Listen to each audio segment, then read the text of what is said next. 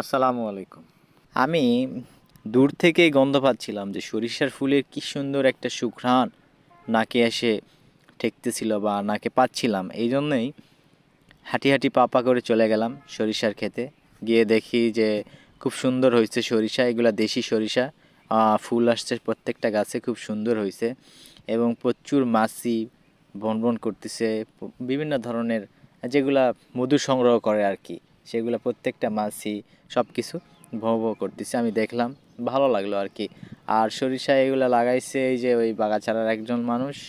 আহ, যাই হোক, নামটা আমার জানা নাই।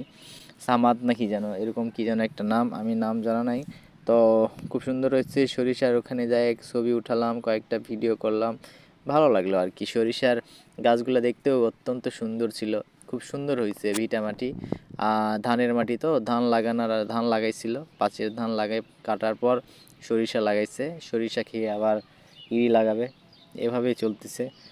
তবে মোটামুটি তিনটা ফসল ভাদ্র ধান না লাগিয়ে সরিষা লাগানো অনেক ভালো, খুব সুন্দর সরিষা হয়। এই আর কি। সবাই ভালো থাকেন, সুস্থ থাকেন, আল্লাহ হাফেজ।